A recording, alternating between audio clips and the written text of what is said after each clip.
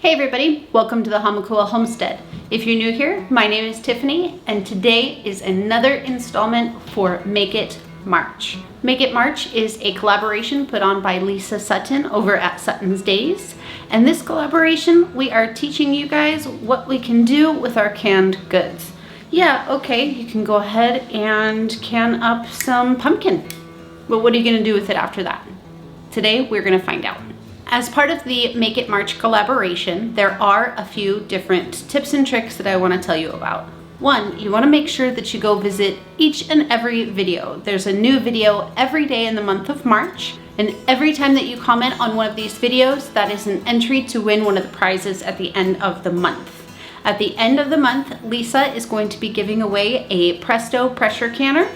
And also this collaboration is sponsored by 4 Jars. They are going to be giving away different gift baskets with different gift cards and prizes. So make sure that you go ahead and comment on each video. Not to mention all of the amazing recipe inspirations that you're gonna get from all of these wonderful creators. So today we are gonna go ahead and turn these jars of pumpkin into pumpkin pie.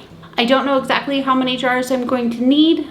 I think last time I used 4 quart jars to make one recipe, which was supposed to make 2 pies, but I don't know, we'll just find out. The first step, we are gonna go ahead and drain this pumpkin. We need to get rid of all the liquid, but also drain it out so that the puree is pretty darn dry to begin with. And that might take a little while.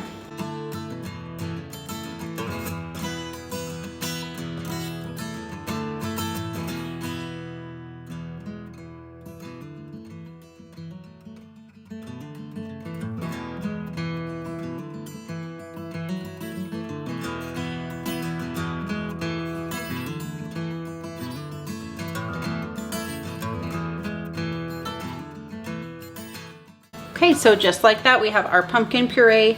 I'm hoping it's not too liquidy. We will find out shortly. Let's move on to the next step.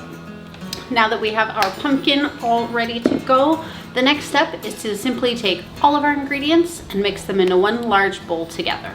The ingredients are 3½ cups of homemade pumpkin puree, 4 eggs slightly beaten, 1½ cups of sugar, 1 teaspoon salt, 2 teaspoons ground cinnamon, 1 teaspoon ginger, 3/4 teaspoon nutmeg, 1/2 teaspoon of cloves, and 2 cans of evaporated milk. I did forget to mention at the beginning of this, I am getting the guidance from unsophisticook.com. This is the first time I've ever tried one of their recipes and it looks pretty good. All right, so now that we have all of our ingredients in a bowl, we're just gonna mix it all up.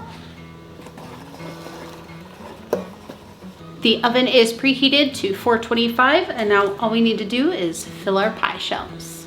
Yes, store-bought pie shells today. It's okay. So I'm using a ladle because I want to make sure that I get a fair amount of the floating spices in each pie. And I want to make sure it's all mixed in nice together.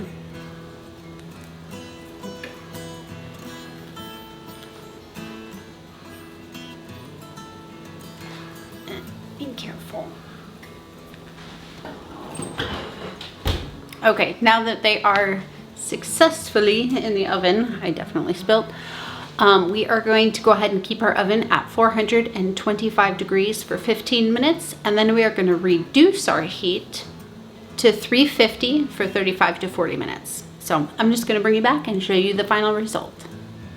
Okay, it has been a lot longer than 35 minutes. It's probably been closer to 45 or 50 minutes. So we're going to go ahead and pull these pies out and see how they look.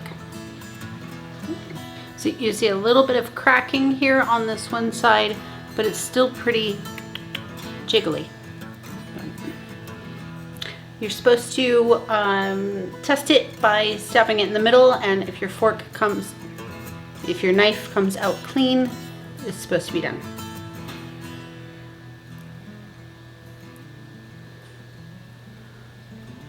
Not done. Back in the oven we go. Okay, so our pies are finally out of the oven. Let's go ahead and slice into them and see how they taste.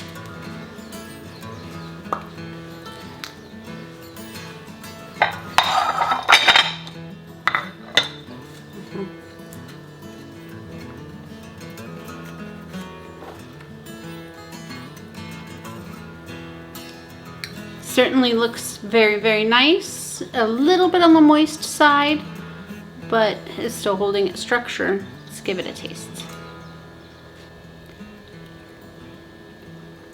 It's so hot. Tastes pretty good. It's very mild. One more bite. It's very good. Just tastes like regular old pumpkin pie. So that's a big win. If you guys ever want to can up some pumpkins, you have some extra growing in your yard, that's definitely a really good way to go ahead and can it up and make some pie. Don't forget to head on over to all of the other channels and all the other videos in this collaboration so that you can win a prize at the end of the month. And thank you again to Lisa over at SuttonsDaze for inviting us to come along for this adventure. Thank you for joining us here on the Hamakua Homestead. We'll see you again soon. Did it!